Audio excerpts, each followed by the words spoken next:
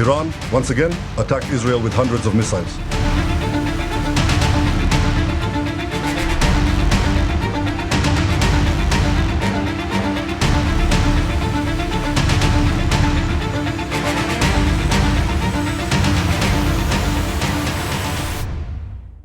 12 اور 13 جون 2025 کی درمیانی شب مشرقی وسطی کی فضاؤں میں وہ آگ بھڑکی جس نے آنے والے دنوں کے امکانات کو دھوئیں میں چھپا دیا۔ ایران اور اسرائیل کے درمیان شروع ہونے والی 12 روزہ جنگ نہ صرف عسکری محاذ پر بلکہ عالمی سیاست کے افق پر بھی ایک گہرا نقش چھوڑ گئی۔ اس خونی تصادم میں جہاں اسرائیلی حملوں نے ایران کے کئی اہم فوجی کمانڈروں اور نامور جوہری سائنسدانوں کی زندگیوں کا چراغ گل کر دیا، وہیں ایران کی جوابی ضرب نے بھی اسرائیل کو ایک ایسی چوٹ دی جس کے آثار اب چھپائے نہیں جا سکتے۔ ایران کے دور مار اور شدید ترین میزائلوں نے اسرائیل کے تقریباً ہر بڑے شہر کو اپنے نشانے کر دیا۔ یہ میزائل جنہیں راہ میں روکنے کے لیے 10 سے زائد ممالک اور امریکی فوجی اڈوں نے سختوں کوششیں کی، پھر بھی اپنی منزل پر پہنچنے میں کامیاب رہے۔ اسرائیل کے اندر نصب کئی تہوں پر مشتمل دفاعی نظام جو دنیا کے جدید ترین سسٹمز میں شمار ہوتے ہیں، وہ بھی اس طوفان کا رخ موڑنے میں مکمل طور پر ناکام ثابت ہوئے۔ ابتدا میں اسرائیلی حکومت نے ان نقصانات کی سچائی کو دنیا کی نظروں سے چھپانے کی بھرپور کوشش کی۔ میڈیا پر سخت سینسرشپ نافذ کی گئی، معلومات کو روکنے کے لیے ریاستی طاقت استعمال کی گئی اور ایک ماہ تک عالمی رائے عامہ کو گمراہ کیا جاتا رہا، مگر آخرکار حقیقت کا بوجھ جھٹلایا نہیں جا سکا۔ اب اسرائیلی سینسرشپ خود ہی ان ہولناک نقصانات کا اعتراف کر رہی ہے اور ایک ایک کر کے وہ نقصانات سامنے لا رہی ہے جنہیں چھپانے کی کوشش کی جا رہی ہے۔ مگر یہاں سوال صرف یہ نہیں کہ کیا ہوا، بلکہ اصل سوال یہ ہے، کیا یہ اعتراف کسی نئی جنگ کی تمہید ہے یا پھر یہ اسرائیلی عوام کے غصے اور بے چینی کو کم کرنے کی ایک نفسیاتی چال ہے؟ اور اگر یہ تسلیم کر لیا جائے کہ اسرائیل کی عسکری برتری کو واقعی زد پہنچی ہے تو پھر اس کے بعد کیا ہوگا؟ ہم اس ڈاکومنٹری میں ان سوالوں کا جواب بھی تلاش کریں گے، لیکن اس سے پہلے ایرانی حملوں میں اسرائیل کو پہنچنے والے شدید نقصانات کا ذکر کریں گے۔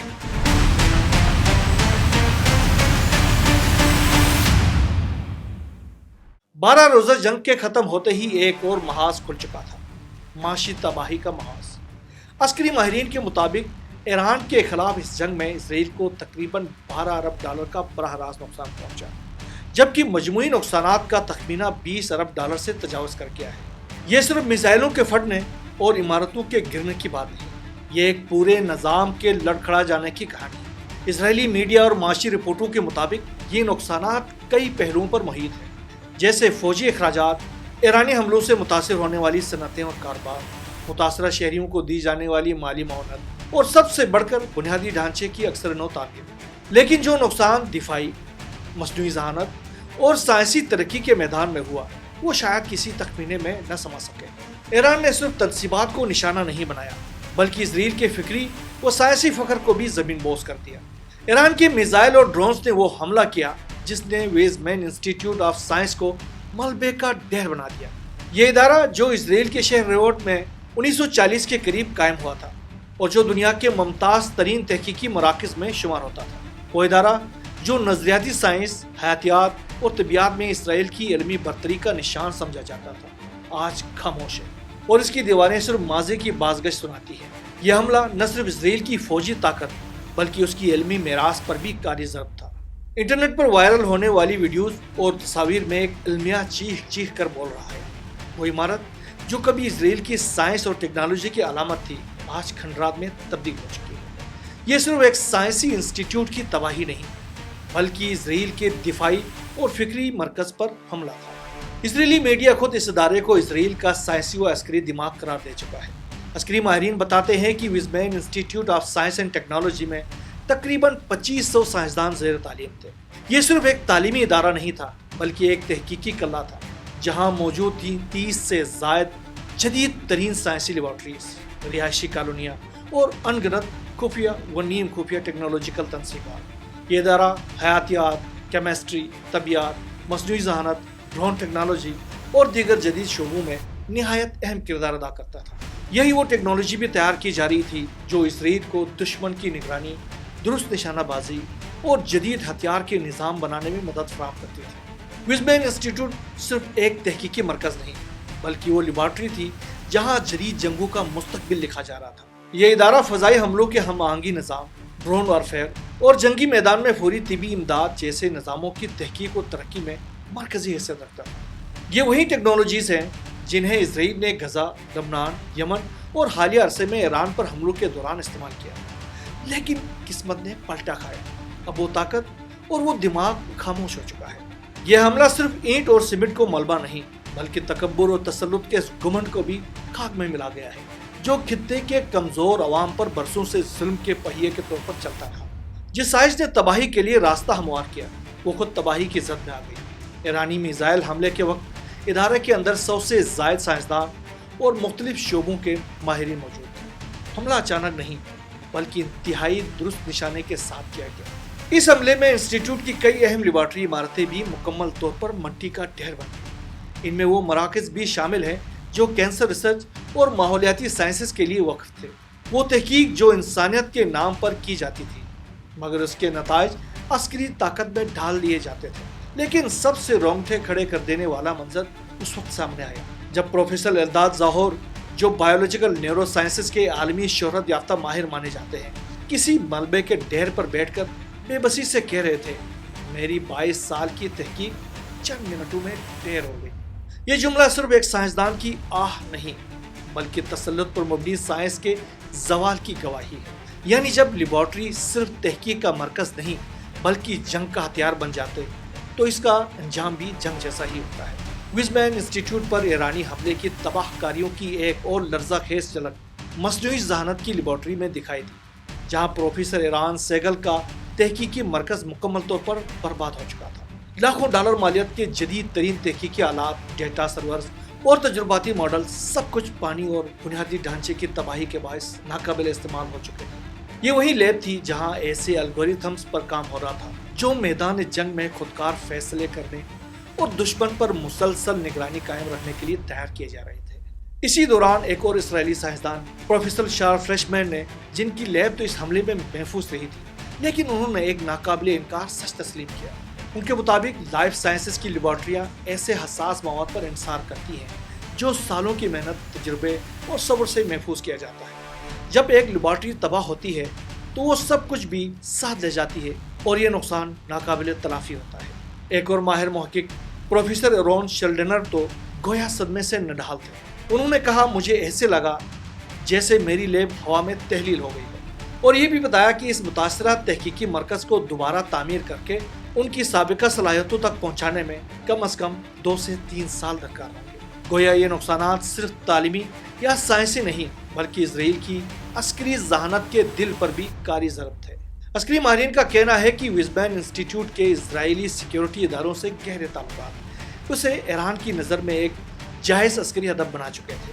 میڈیا رپورٹس اس حملے کو ایرانی جوہری سائنسدانوں کے قتل کا براہ راست جواب قرار دے رہے ہیں۔ ایک ایسا بدلہ جس نے صرف تنصیبات کو نہیں بلکہ برتری، غرور اور طاقت کے تکبر کو بھی راکھ میں تبدیل کر دیا۔ اور جب شفا کے مراکز بھی جنگ کا مورچہ بن جائیں تو تباہی صرف ایک حملہ نہیں، ایک انکشاف بن جاتی ہے۔ ایرانی میزائل حملوں کے نتیجے میں اب جو حقائق سامنے آ رہے ہیں وہ اسرائیلی بیانیے کو جھٹک دینے کے لیے کافی ہے۔ یہ انکشاف بھی ہو چکا ہے کہ جنوبی اسرائیل کے شہر بیرشیبا میں واقع شارقہ ہسپتال، جو زخمی اسرائیلی فوجیوں کا مرکزی طبی مرکز تصور کیا جاتا تھا، اس کے 40% حصے مکمل طور پر تباہ ہو چکے ہیں۔ اسرائیلی حکومت نے ابتدا میں اس کے صرف 136 بیڈز پر مشتمل حصے کے متاثر ہونے کا اعلان کیا تھا، مگر جب پردہ چاک ہوا تو دنیا پر یہ حقیقت آشکار ہوئی کہ 500 بستروں پر مشتمل حصہ سمیت مکمل طبی سہولیات ملبے میں دفن ہو چکی ہے۔ لیکن کہانی یہاں ختم نہیں ہوتی۔ کہا جاتا ہے کہ اس اسپتال کا زیر زمین حصہ، جہاں بظاہر مریضوں کے لیے ایمرجنسی شیلٹرز ہونے چاہیے، در حقیقت اسرائیلی ٹینکوں اور بھاری اسلحے کا خفیہ گودام تھا۔ یہ وہ مقام تھا جہاں جنگ کے دوران ہتھیار محفوظ کیے جاتے اور جہاں سے فوجی کارروائیوں کی منصوبہ بندی بھی کی جاتی تھی۔ اسرائیل برسوں سے اس اسپتال کو ایک سول میڈیکل فیسلٹی ظاہر کرتا رہا۔ یہ انکشاف صرف جنگی حکمت عملی کی ناکامی نہیں بلکہ ایک ایسی اخلاقی گراوٹ کی بھی نشاندہی تھی جس میں شفا کی جگہ جنگ اور دوا کی جگہ بارود نے لے لی ہو۔ یہ صورتحال اور زیادہ خطرناک ہوتی ہے جب جنگ قیادت کے سروں تک جا پہنچے۔ ایرانی حملوں کی شدت کا اندازہ اس وقت ہوا جب تباہی کا دائرہ صرف تنصیبات تک محدود نہیں رہا بلکہ اسرائیلی قیادت کے ایوانوں کو بھی اپنی لپیٹ میں لے آیا۔ ایران کے میزائل حملوں میں اسرائیل کی وزارت دفاع کی عمارت بھی مکمل طور پر تباہ ہو چکی ہے، وہی عمارت جس میں اسرائیلی افواج کی اعلیٰ قیادت کے دفاتر موجود تھے، جہاں جنگ کی منصوبہ بندی، پالیسی فیصلے اور دشمن پر حملوں کی حکمت عملی طے کی جاتی تھی۔ اطلاعات کے مطابق اس حملے میں نہ صرف عمارت صفحہ ہستی سے مٹ گئی بلکہ اسرائیل کے کئی اہم ترین فوجی جرنیل اور اعلیٰ قیادت بھی ہلاک ہو چکی ہے۔ یہ حملہ صرف ایک عمارت پر نہیں بلکہ قیادت کے دماغ پر کیا گیا وار تھا، اور یہیں پر بس نہیں، ایرانی میزائلوں نے اسرائیلی ملٹری انٹیلیجنس ڈائریکٹوریٹ اور بدنام زمانہ موساد کے آپریشنل سینٹر کو بھی لپیٹ میں لے لیا۔ ان عمارتوں میں آگ بڑھتی تھی اور چند ہی لمحوں میں جدید ترین انٹیلیجنس نظام، ڈیٹا سرورز اور کمانڈ اینڈ کنٹرول سینٹرز راکھ میں بدل گئے۔ ذرائع کے مطابق موساد کی عمارت پر کیے گئے حملے میں اس خفیہ ایجنسی کے سینکڑوں اہلکار بھی مارے جا چکے ہیں، جن میں سے کئی ایران، لبنان، شام اور دیگر ممالک میں خفیہ آپریشنز میں سرگرم رہے تھے۔ یہ اسرائیل کی تاریخ میں پہلی بار ہوا کہ اس کی انٹیلیجنس کی ریڈ کی ہڈی پر اس قدر کاری ضرب لگی ہو۔ یہ وہی موساد ہے جس پر ایرانی جوہری سائنسدانوں کے قتل، خفیہ سازشوں اور عالمی سطح پر بغاوتوں کی نگرانی کے الزامات لگتے رہے۔ ایرانی حملے نے صرف عمارتیں نہیں گرائیں بلکہ اعتماد، غرور اور ناقابل تذکیر سمجھے جانے والی سیکیورٹی اسٹیبلشمنٹ کو بھی زمین بوس کر دیا۔ اور جب شعلے صرف عمارتوں کو نہیں معیشت کو بھی نگل جائیں تو صورتحال اور زیادہ گمبھیر ہو جایا کرتی ہے۔ ایران کے براہ راست میزائل حملوں نے اسرائیل کے صنعتی شہر حیفا کو بھی ہلا کر رکھ دیا، جہاں واقع بازان آئل ریفائنری جو ملک کی سب سے بڑی توانائی تنظیم مانی جاتی تھی، اس حملے کا براہ راست نشانہ بنی۔ ریفائنری کے کئی اہم یونٹس مکمل طور پر تباہ ہو چکے ہیں اور پروسیسنگ کا عمل مکمل طور پر بند کر دیا گیا ہے۔ یہ وہی ریفائنری تھی جو روزانہ 1,97,000 بیرل تیل پروسیس کرتی تھی، یعنی اسرائیل کی کل ایندھن ضروریات کا 50% سے بھی زیادہ۔ اب ابتدائی مالی تخمینے بتا رہے ہیں کہ نقصانات $200 ملین سے زائد کا ہو چکا ہے، جبکہ اسرائیلی حکام خود تسلیم کر رہے ہیں کہ یہ ریفائنری اکتوبر 2025 سے پہلے مکمل طور پر فعال نہیں ہو سکے گی۔ لیکن حیفا صرف بازاران ریفائنری کی تباہی تک محدود نہیں رہا۔ اسی شہر میں واقع توانائی کا ایک اور اہم مرکز بھی ایرانی حملے کا شکار ہو کر راکھ بن چکا ہے، جبکہ جنوبی ساحلی شہر اشدود میں موجود ایک اور آئل ریفائنری کو شدید نقصان پہنچا ہے۔ نتیجہ یہ نکلا کہ آج اسرائیل توانائی کے ایک خوفناک بحران میں گھرا ہوا ہے، جہاں ایندھن کی فراہمی محدود، قیمتیں آسمان کو چھو رہی ہیں اور حکومت کو اسٹریٹجک ذخائر کھولنے پر مجبور ہونا پڑا ہے۔ یہ بحران صرف ایک صنعتی ہنگامی صورتحال نہیں بلکہ اسرائیل کے روزمرہ نظام زندگی، عسکری تیاریوں اور معیشت کو لپیٹ میں لینے والی ایک گہری، لمبی اور مہلک دراڑ ہے۔